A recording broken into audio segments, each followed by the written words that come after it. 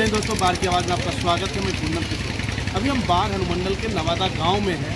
कहीं ना कहीं बढ़ते वैश्वीकरण में ऐसा देखा जा रहा है, कहीं ना कहीं वृद्धाश्रम में लोग अपने एक तरफ जहां माता पिता को पहुंचा रहे हैं, वहीं दूसरी तरफ भारतीय रेलवे माल गोदाम श्रमिक संघ के राष्ट्रीय महामंत्री अरुण पासवान जी के द्वारा देख सकते हैं यहाँ पे उनका अपने माता एवं पिता का मूर्ति स्थापित किया गया है तथा भोज का भी आयोजन किया गया है। यहाँ हजारों की संख्या में लोग पहुँच रहे हैं। अरुण पासवान जी से जब हमने बात किया कि इसके पीछे क्या उद्देश्य है, उन्होंने बताया कि अयोध्या में जब हम किन्हीं ऋषि से मिले, साधु संत से मिले, तो उन्होंने बताया कि कहीं कहीं भारतीय हिंदू पौराणिक कथा में हजारों देवी देवता हैं, लेकिन मूर्ति स्थापित करने की बात जब की गई तो उनमें से किस देवी देवता का किया जाए, तो उन्होंने बताया कि माता पिता से बढ़कर कोई देवी देवता नहीं है। इसी कारण से माता पिता का यहाँ मूर्ति स्थापित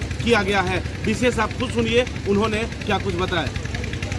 इतना भव्य कार्यक्रम यहाँ आयोजित करा रहे हैं, कैसा अनुभव हो रहा है?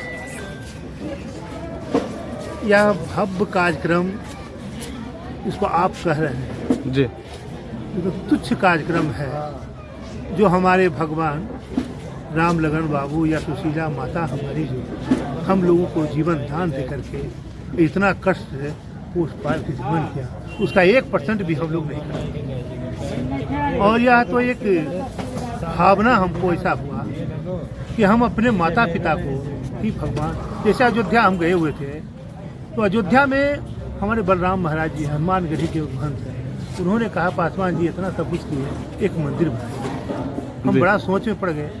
हमने कहा कौन सा मंदिर बनावे बाबा, बताइए। 64,000 की 64 करोड़ देवी देवता हैं, उनमें किस देवता को मंदिर बनाया जाए? तो उन्होंने सदन लगाया वहाँ जो ब्राह्मणों का, गुरुओं का, और उसमें पूछे भाई कि पासवान जी एक प्रस्ताव रखे। हमने रखा कि वो मंदिर बनाइए। उन्होंने कहा कि कौन सा मंदिर बनावे, 64,000 देवी देवता है तो कौन भगवान को बनावे? उन्होंने कहा आपका क्या इच्छा है? क्योंकि हमारा इच्छा तो हमारे माता पिता ही भगवान है, उन्हीं को मंदिर बना के अपना प्रतिष्ठा करें। और इस पर सहज में सारे गुरु महाराज ने आशीर्वाद दिए और हम यहाँ के छोटा सा मंदिर। कहीं न कहीं एक तरफ आप माता पिता का मंदिर बनाए, वहीं कहीं न कहीं आज समाज में अधिकांश जगह ऐसा देखने को मिलता है कि कहीं न कहीं पुत्र द्वारा माता पिता के प्रति जो व्यवहार होना चाहिए वैसा नहीं देखने को मिलता है। इस पर क्या कहना? इस पर कहना है कि जो माता पिता के साथ व्यवहार बढ़िया नहीं रखता है, तो आने वाला दिन उससे ज़्यादा उसका दुर्दिन बाल बच्चा करता है। जो माता पिता का सेवा नहीं करेगा, भगवान को कितने करेगा? भगवान उसको आशीर्वाद नहीं दे सकता है। माता पिता ही भगवान है और माता पिता के माध्यम से ही भगवान के यहाँ जा सकते हैं, अन्यथा कोई नहीं। जैसे इसके उदाहरण में कितना बेटा पैदा लिया, लेकिन आज भी राजा सरवन का नाम लिया जाता है। क्यों लिया जाता है? क्या ऐसा हुआ राजा सरवन ने अपने माता पिता का सेवा करने के बाद, उनको भगवान तीर्थ यात्रा कराने के बाद अपने भी तर गए, पत्नी को भी तार दिया, कुल खानदान को भी तार दिया। वह माता पिता का आशीर्वाद में इतना ताकत है कि आप जो चाहें सो कर सकते हैं। आज जो भी हम हैं वो हम माता पिता का देन है, उनका आशीर्वाद है और उन्हीं का कृपा है और उनका ही देन है कि आज अरुण पासवान को कुछ लोग चिंता है, उसमें मेरा कुछ देन नहीं है, वो हमारे माता पिता का देन है। ये हमारा मानना है। आप तो किसी परिचय के मुहताज नहीं है, लेकिन हम चाहेंगे हमारे व्यूअर के लिए एक बार अपना परिचय बता दें। मेरा परिचय क्या है? यहाँ तो इस गांव का बेटा है, भाई है, बंधु है, सखा है।